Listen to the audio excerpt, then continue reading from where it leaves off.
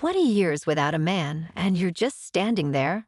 Come here, human. Ronan Vale stood in the middle of a grand torch-lit hall, surrounded by towering warriors with sharp weapons and sharper glares. He adjusted his collar, feeling the weight of every stare. The Valrai matriarchy was known for being fierce, honorable, and completely unpredictable. Unfortunately, Ronan had just learned they were also very serious about their marriage customs.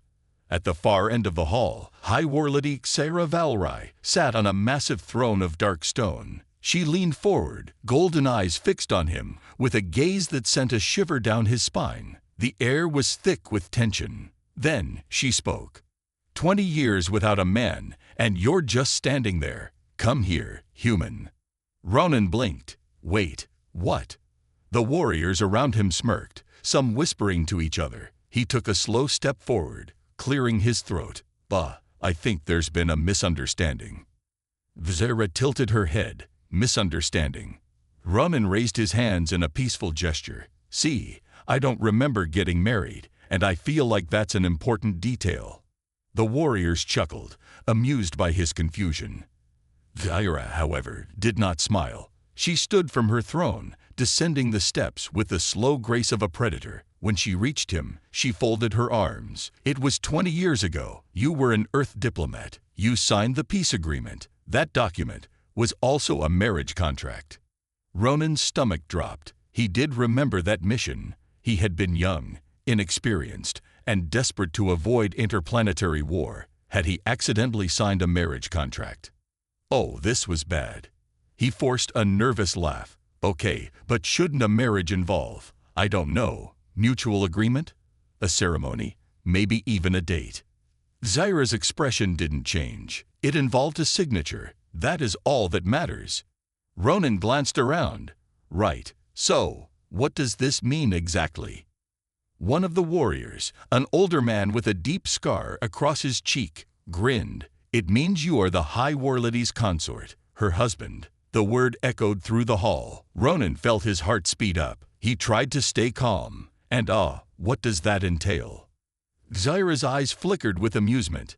Loyalty, honor, duty. Then, after a pause, she added, and of course, a trial by combat if you wish to leave. Ronan froze. I'm sorry, what? Xaira gestured to the warriors. If a husband wishes to reject the bond, he must prove himself in combat. Ronan ran a hand down his face.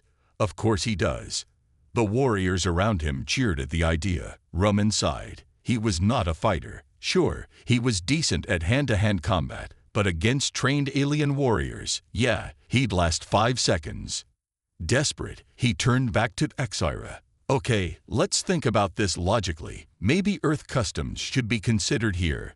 We usually have mutual consent in our marriages. Xaira raised an eyebrow. And how do humans end marriages? Ronan hesitated. Usually lawyers, paperwork. The warriors laughed, loudly. Xaira smirked. That is the weakest thing I have ever heard. Ronan exhaled sharply. Well, I am human, so. She held up a hand, silencing him. I will allow you time to adjust, but make no mistake, Ronan Vale. You are my consort. If you want freedom, you will earn it.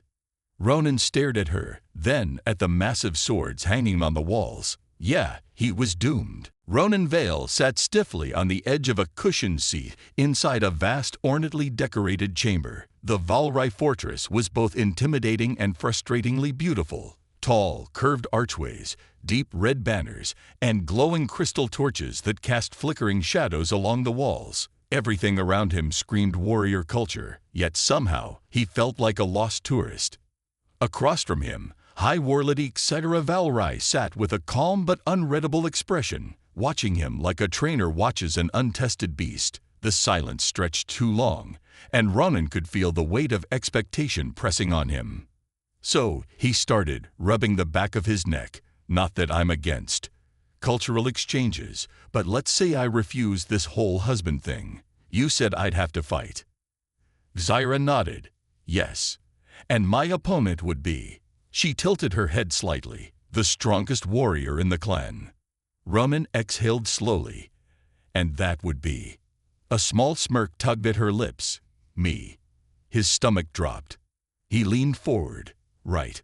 Okay, just to be clear, you're saying my only way out is to fight you, the most powerful warrior in this entire empire.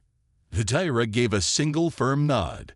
Ronan sighed, rubbing his temples. He was dead if he fought her. No, worse, he'd be publicly humiliated, then dead. All right, he muttered. Let's say I don't want to fight, and I just accept this. What does that mean for me?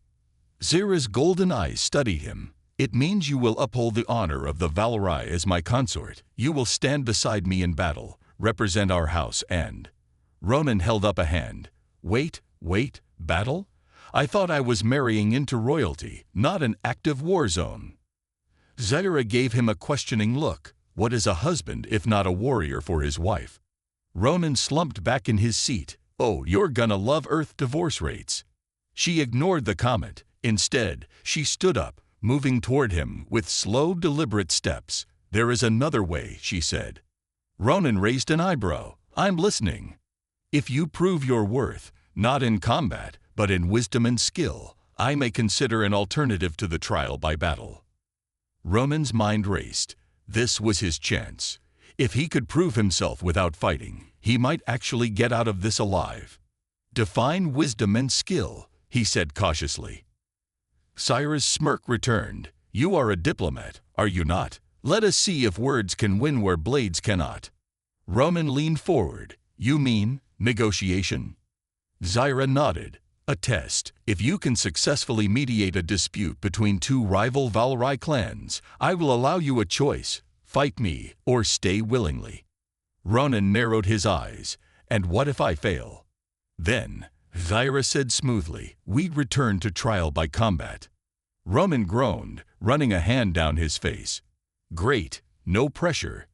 Zaira turned toward the door. You will meet with the clan leaders at dawn. Rest well, Ronan Vale.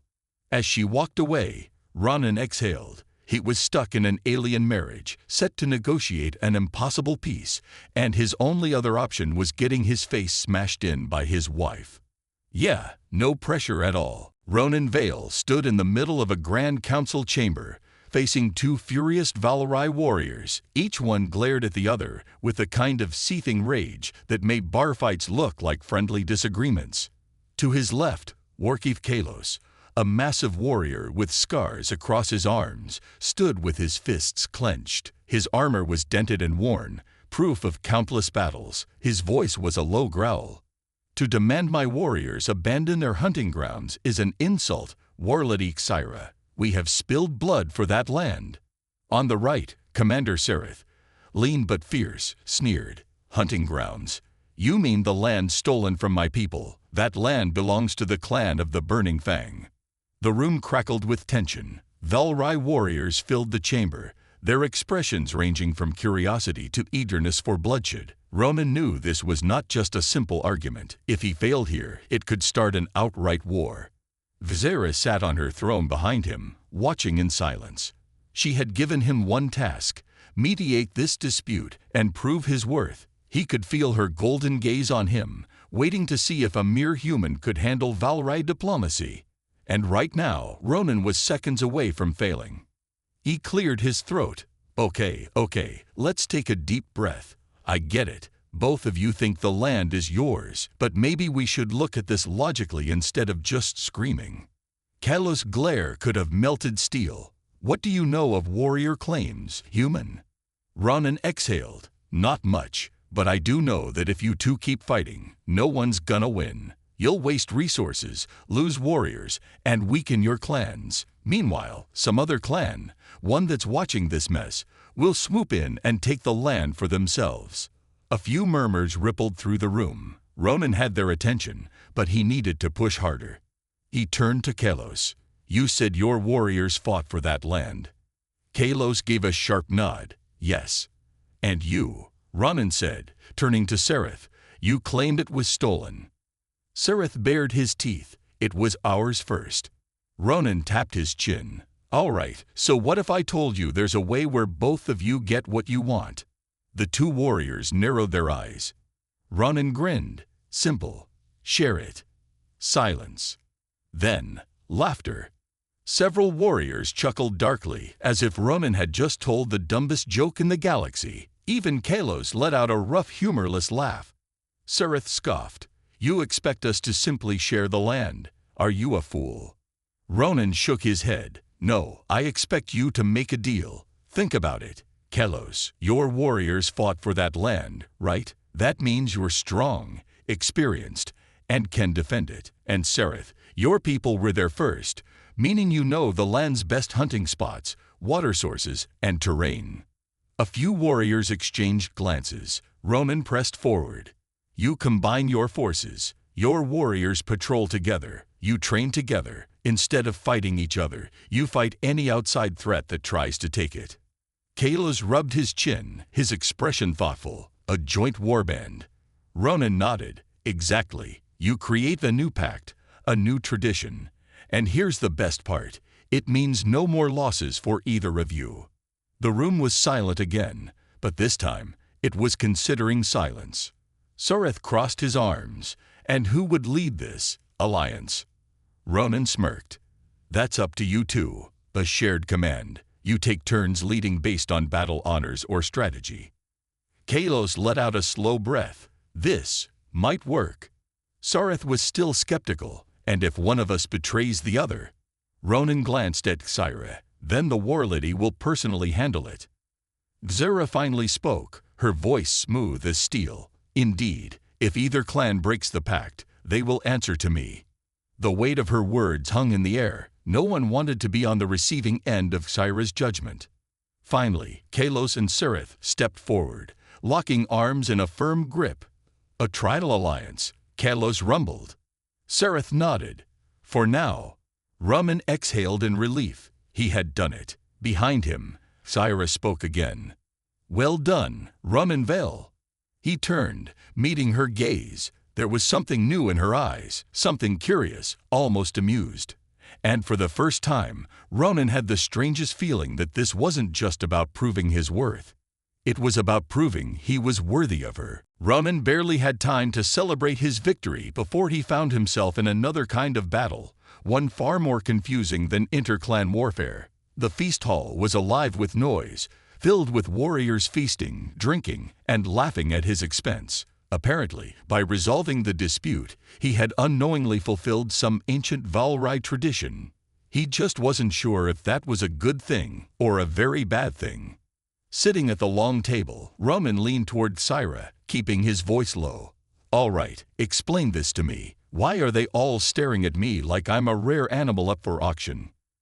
Xyra sipped her drink, her golden eyes gleaming. "Because you did something no Valrai male could." He frowned. "You mean, not getting stabbed?"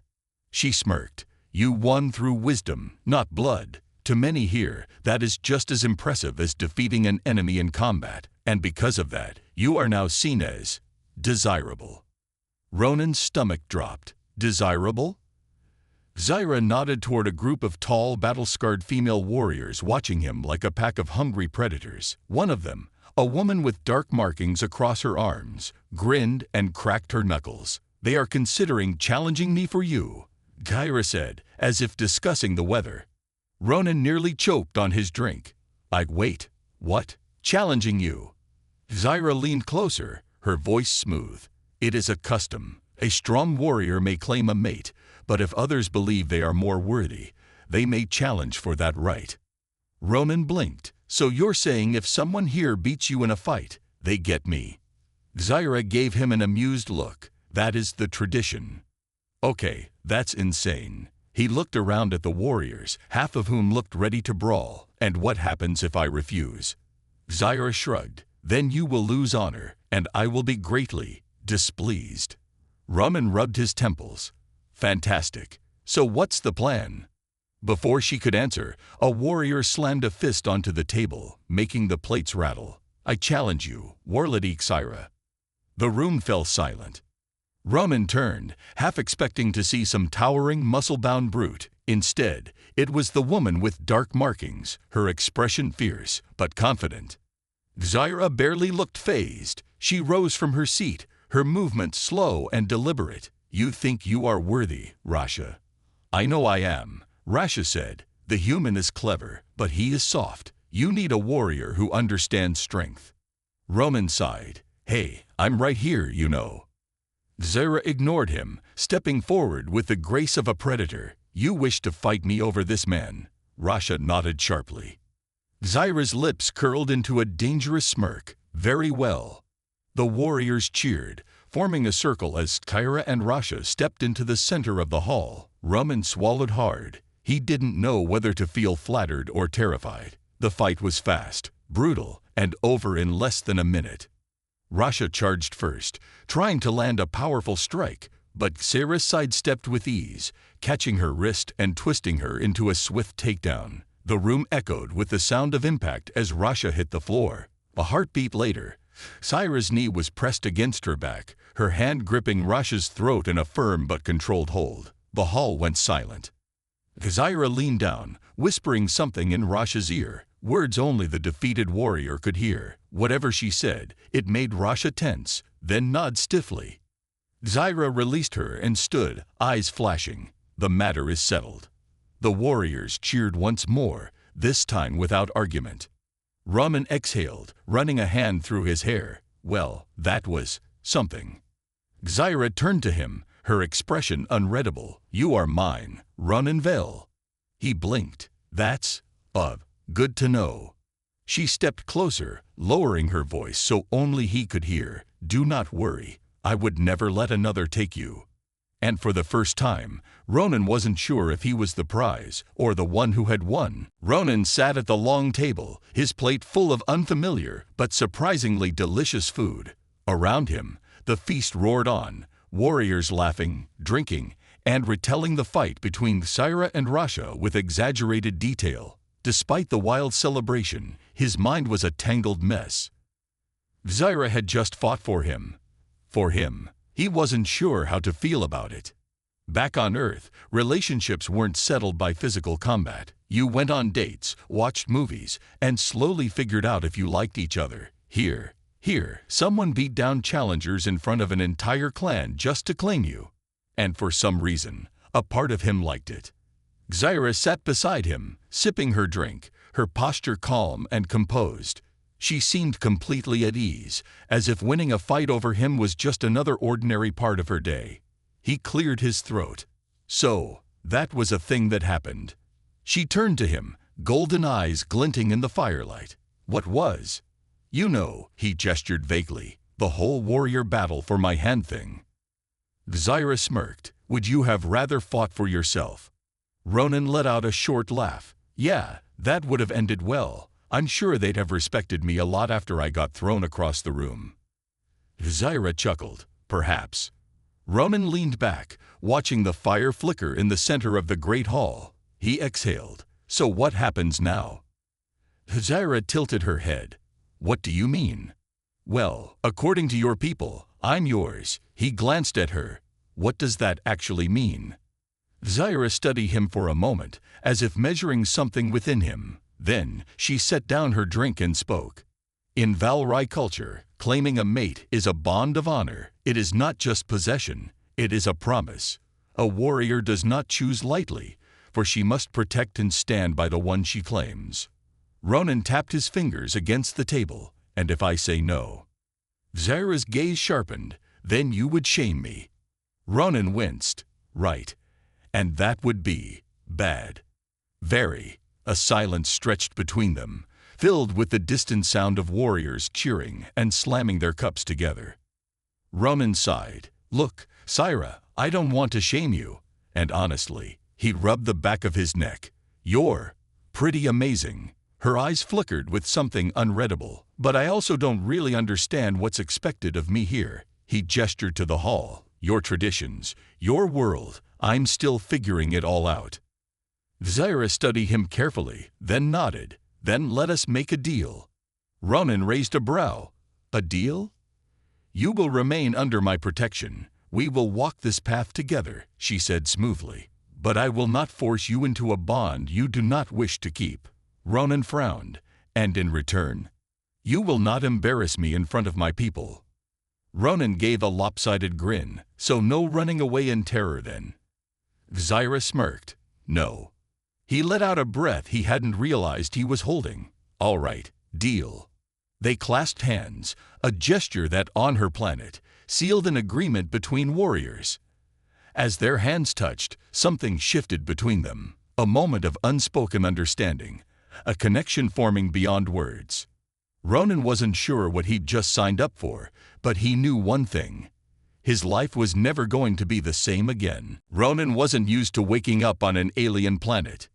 Yet here he was, blinking at the high ceilings of Syra's home, the soft glow of the morning sun seeping through the open windows. He stretched, his muscles sore from yesterday's chaos.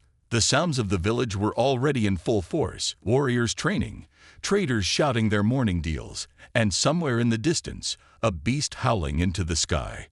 Ronan sighed. Right, not on Earth anymore. He swung his legs off the bed, rubbing his face.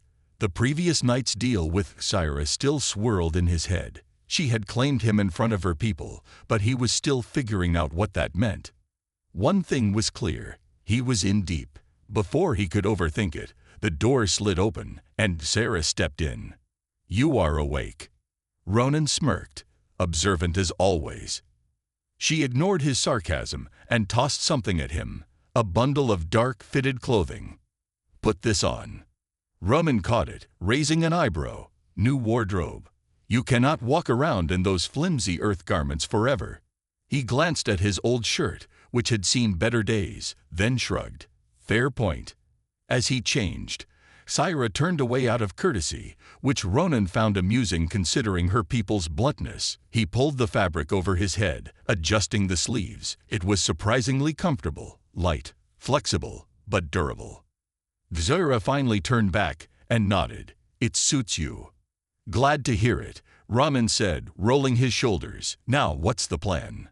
"Another feast, a political meeting, a battle to the death over breakfast." Syra smirked. "Training." Ronan groaned. "Of course." A short while later, Ronan stood in the training grounds, staring at his doom. Around him, warriors sparred with long, curved blades or hand-to-hand combat so brutal it made META look like a schoolyard game. Syra handed him a short staff. "Show me what you can do." Ronan sighed, gripping the weapon. Spoiler alert, not much. Syra circled him, golden eyes sharp. "Your body is strong. You are quick. But your mind." She tapped his forehead lightly.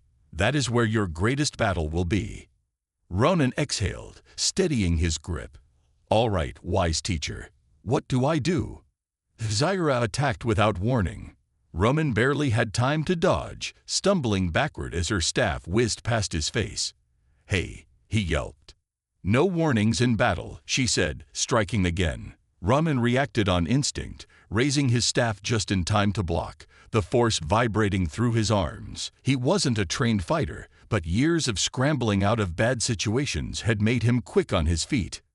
Syra pressed forward, her movements fluid and precise. Ronan dodged, blocked, and rolled away, desperately avoiding the inevitable beatdown. But something clicked in his mind. He had always been good at adapting, at reading people, and right now, he was reading her movements.